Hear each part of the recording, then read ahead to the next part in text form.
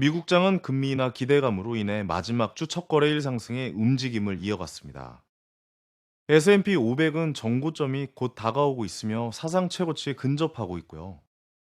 시장은 여전히 내년 금리 인하에 대한 기대감을 계속 이어가고 있고 차익 실현에 대한 이야기는 나오고 있으나 기대감이 더 큰 상황이라 움직임이 지속적으로 좋게 흘러가는 것으로 보이네요. 연준은 실수를 저지르는 것을 두려워할 것이라는 여러 이야기들이 나오고 있고 내년 3월 금리 인하에 대한 기대감이 앞서 나온 지표들을 통해 시장은 확실시하는 것으로 생각됩니다. 우리나라 장은 어제 조정에 움직임을 보였습니다. 연말 양도세 범위가 넓어졌으나 그래도 물량 정리를 위한 매도라고 보여지며 오늘은 배당락이 나오면서 하락의 상황에서 출발할 가능성이 높습니다. 그러나 시장이 현재 나쁘지 않은 모습을 보이고 있기 때문에 어떻게 매수를 할까라는 전략으로 시장을 살펴보는 것이 좋을 것이라고 생각됩니다. 내년 초에는 어떠한 테마, 섹터가 주목을 받을 것인가, 어떠한 분야가 이슈가 집중될 것인가 등 남은 연말은 이런 시나리오를 생각해 두는 것이 1월 매매에 있어서 좋은 매매를 이어갈 수 있을 것 같네요. 애플 비전 프로가 2월 출시 기대감을 가지고 있는 상황에서 공장 출하가 다음 주부터 진행될 전망입니다. 미국의 주식 중 XR 관련 유니티 그리고 같은 섹터에 있는 몇몇 종목이 지속 상승 중인 상황에서 우리나라 역시 비전 프로와 삼성의 XR 기기의 경쟁에 대한 기대감이 본격 생성되지 않을까라는 생각을 해볼 수 있겠네요.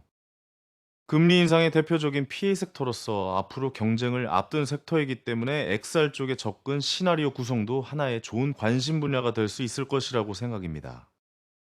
사실 웬만한 기기들은 다 보급돼 있는 상황에서 제 생각에 XR 쪽은 새로운 게임 체인저라고 봅니다.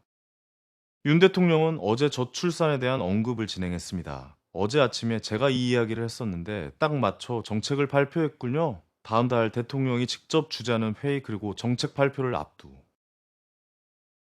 저출산에 대한 문제의식을 심각하게 가지고 있으며 앞으로 이쪽의 분야를 꼭 정책으로서 이겨내겠다라는 의지가 담겨 있었습니다. 저출산 섹터 쪽은 내년 초 좋은 모습을 보일 가능성이 있으니 관련주들의 관심은 꼭 필수적이라고 생각합니다.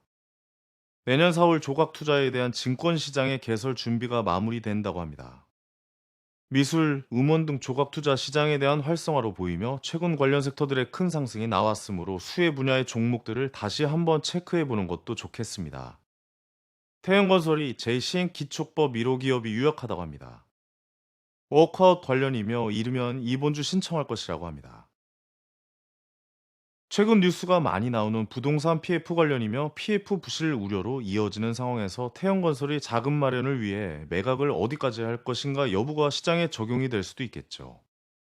SBS가 거론되고 있는 상황이므로 이 점을 기억해 두는 것도 좋겠습니다. 정치 쪽을 빼놓을 수 없는 한 주네요. 한동훈 비대위원장은 취임 연설 이후 비서실장을 바로 임명했고요. 같이 이민청 정책을 추진했던 김영동 의원을 임명했고 취임 연설에서 인구장에 대비하는 이야기를 했기 때문에 앞으로 정책적인 부분을 어떻게 이야기할지 이슈 움직임을 추적하는 것이 좋겠고 이준석 전 대표는 오늘 탈당 이후 신당 창당을 선언할 것으로 보입니다. 야당 쪽도 통합이 어려워지는 상황에서 이낙연 전 총리의 신당 창당 행보가 지지율로 어떻게 이어지는지 여부를 살펴보는 것도 좋겠습니다. 이제 이 거래일이 남은 우리나라 시장이네요. 무리하기보다는 리스크를 최대한 피하는 쪽의 방어적인 매매로 이번 연도 마무리로 가는 것이 좋을 것입니다. 감사합니다. AI 황현이었습니다.